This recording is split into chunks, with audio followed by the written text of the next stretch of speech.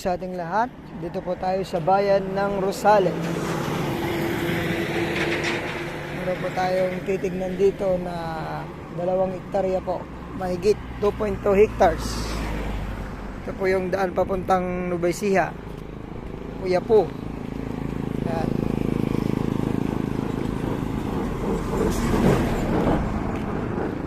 Ito naman po yung papuntang Carmen, pwede din papuntang Isabela. Yan. Pero dito, labasan po ng bypass road. Pwede pong lumabas dito yung galing po ng Tiplex.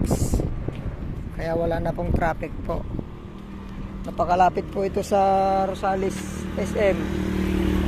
Tapos Tiplex, yan. Malapit po rito, mga ano lang. 5 minutes, nandito ka na po sa property. Sa Manila po ay 2 oras.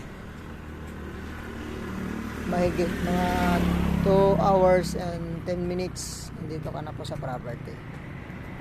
Ayan po, ang umpisa ng lupa andun po sa may sa dilaw na yon, sa may sa pader.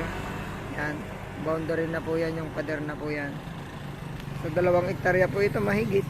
Tapos hanggang dun na po yung property sa may mga kawayan. Kagandahan po nito ay corner lot siya. Yan. Iyon po yung corner lot niya. Hanggang doon po yung property. Yan, kasama po yung mga kawayan. Tapos yan, hanggang doon po sa may sa may building po na yan. Kasama po yan. Corner lot po ito. Lupa nito flat pero kailangan ng tabon. Mga po siguro to. 1 metro. 1 metro mahigit. 1 point. Isa't kalahati, sabihin na natin para tumaas tayo ng konti sa may kalsada. Yan po, napakaganda po itong gawing business site. Kahit anong business pwede rito. Pwede din po sa sa warehouse, ganun. Sa yan po. Napakaganda po. Ayan. 2 hektarya mahigit, titled property, Rosales, Pangasinan. Ang presyo po nito ay 1,200 per square meter.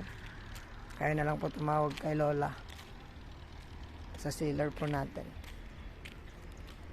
Paliparan ko ng drone, makikita nyo po yung yung corner lot po niya. Salamat po sa inyo. Magustuhan nyo po itong property na to. 2.2 hectares. Salamat po. God bless sa ating lahat.